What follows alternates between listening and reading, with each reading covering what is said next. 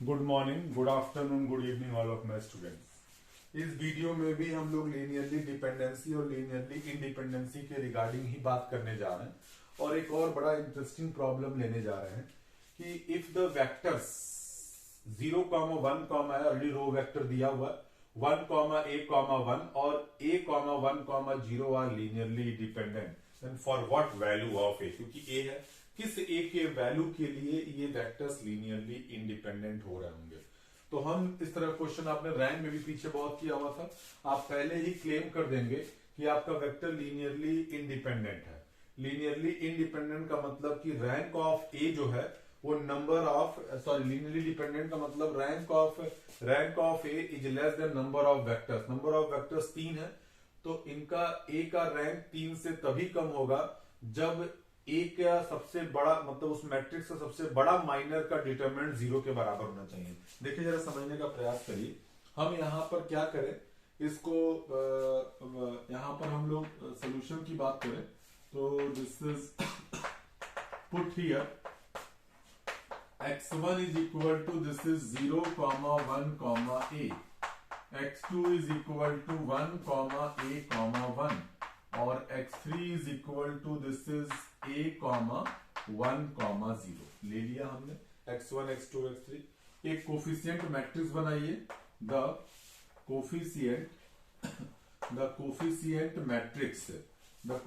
Matrix A is equal to this is 0, 1a, 1a, 1 a, 1 0। ठीक है, इसका आपको इस मैट्रिक्स में कहता है कि ये सारे के सारे वेक्टर लीनियरली इंडिपेंडेंट हैं। तो लॉजिक क्या होता है कि कोफिशिएंट मैट्रिक्स का जो रैंक होना चाहिए वो नंबर ऑफ वेक्टर से कम होना चाहिए।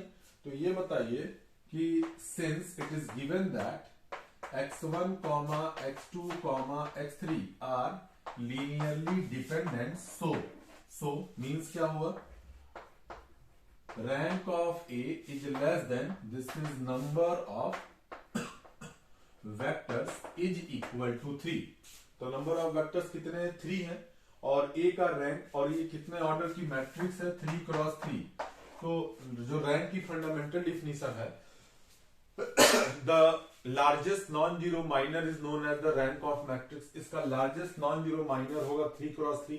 अगर इसका डिटरमिनेंट 0 के बराबर नहीं होता तो इसका रैंक 3 होना चाहिए था। अगर 3 हो जाएगा तो ये फेल कर जाएगा, यानी निश्चित तौर पे 3 क्रॉस 3 की जो डिटरमिनेंट वैल्यू आ रही होगी वो 0 के बराबर, यानी कि आप यहाँ पे क्या बोलेंगे, that is determinant of A is equal to 0, सबसे बड़ा माइनर और ये हो जाएगा 0, दिस इज 1a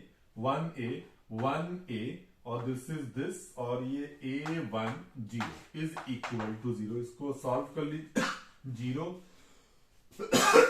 -1 ये ड्रॉप किया, ये ड्रॉप किया, ये 0 0 और ये -a प्लस a ये ड्रॉप किया, दिस इज 1 और -a² is equal to 0। Simplify कर लीजिए, a this is a, this is a cube is equal to 0 और 2a minus a cube is equal to 0, a will be common, 2 minus a square is equal to 0 और a is equal to 0 plus minus 2। अगर a की value या तो 0 ले लीजिए, या तो प्लस √2 ले लीजिए, या तो माइनस √2 ले लीजिए, तो निश्चित तौर पर आपका जो दिया गया वेक्टर्स है वो सब के सब जो है लीनियरली जो है डिपेंडेंट हो जाएंगे। ठीक है, तो लीनियरली डिपेंडेंट हो, सिंपल सी बात, पहले तो अपने वेक्टर को रिप्रेजेंट कर दिया उसके बाद एक कोफिशिएंट मैट्रिक्स बनाया, इसके एलिमेंटों को आप रो वाइज लिखते हैं। अगर रो वाइज पहले कॉलम वाइज, अगर कॉलम पहले से दिया रहता तो आपको ये कॉलम में बनाने की जरूरत नहीं पड़ती, आपने बनाया। आपके सवाल में कहा गया for what value of your given 3 vectors is the linearly dependent।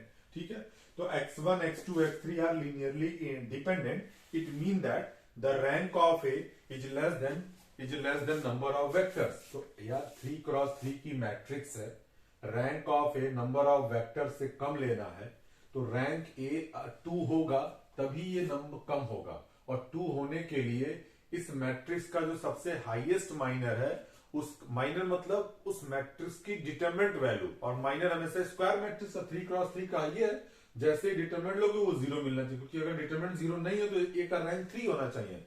तो चूंकि सवाल में पहले से कहा है, इस नाते आपको ऐसा क्लेम करना पड़ेगा।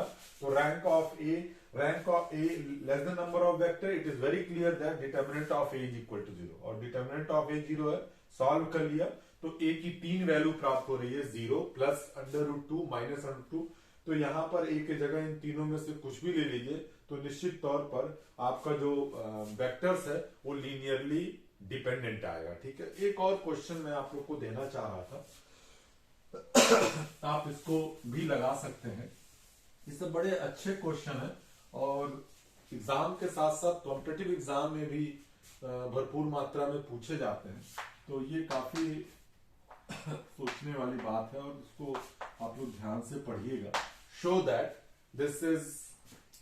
The vector x1 is equal to, this is 1 2 4, x2 is equal to दिया हुआ है, this is 2 minus 1 3, x3 is equal to दिया हुआ है, ठीक है, दिस इज 0 1 2, और x4 इज इक्वल टू दिया हुआ है, दिस इज -3 7 7 और ये 2। ठीक है, तो कहता है कि are linearly dependent, then find the relation. कुछ नहीं करना, सेम तरीके कॉन्सेप्ट मैं आपको हल्का सा हिंट दे रहा हूं, ठीक है, इसको आप खुद करिएगा। कोफिशिएंट मैट्रिक्स बनाइए A as a row, sorry as a column 1 2 4, this is 2 minus 1 3, this is -3 7 2। कुछ नहीं, इसका आपको रैंक निकालना होगा, और वो भी किससे? इक्लान फॉर्म से। इक्लान फॉर्म से आप रैंक निकालिएगा। निश्चित तौर पर इसके वेक्टर्स कितने हैं? 4 हैं। इस मैट्रिक्स का जो रैंक आएगा वो नंबर ऑफ वेक्टर से कम आएगा, तभी ये लीनियरली डिपेंडेंट हो सकते हैं। ठीक है, इसको आप सॉल्व करिएगा। ठीक है, उसके बाद जो रिलेशन आपको प्राप्त होगा, जो आंसर आएगा 9x1, ध्यान से आप देखेंगे तो -12x2 और प्लस 5x3 और minus this is 5x4 is equal to 0। This is the required relation. ठीक है, तो आप इस तरह के क्वेश्चंस को सॉल्व कर सकते हैं। ठीक है, अब हम लोग नेक्स्ट वीडियो में बड़े ही इंपॉर्टेंट, जो कि कॉम्पिटिटिव एग्जाम के दृष्टिकोण से तो बहुत ही महत्वपूर्ण है, साथ ही साथ आपके एकेडमिक एग्जाम के लिए भी बहुत ही महत्वपूर्ण है, तो हम एक बड़े ही महत्वपूर्ण टॉपिक के बारे में नेक्स्ट वीडियो में चर्चा करने का प्रयास करेंगे, और वो है आपका आइगन वैल्यू और eigen vector. It is a very important topic for the competitive exam as well as academic exam. ठीक है, तो इस नेक्स्ट वीडियो को आप लोग जरूर देखिएगा, क्योंकि ये eigen value eigen vector is very important concept in the matrix है, और ये आपके कॉम्पिटिटिव एग्जाम में भी आपको बहुत मदद करेगा। ठीक है, तो तब तक के लिए बहुत बहुत धन्यवाद। अच्छे से इन चीजों को देखिए और कॉपी कलम से करने का प्रयास करिए। करेंगे तभी आप समझेंगे। वीडियो देखने के बाद आप किताब से चाहे जो मैंने क्वेश्चन दिए उनको लीजिए और इस मेथड से उसको सॉल्व करने का प्रयास करिए, तो निश्चित तौर पर आप उसे बनाएंगे, करेंगे तो आपका कॉन्फिडेंस बिल्डअप होगा और आप एग्जाम में परफॉर्म कर पाएंगे। ठीक है, तब तक के लिए बहुत बहुत धन्यवाद आप लोगों को।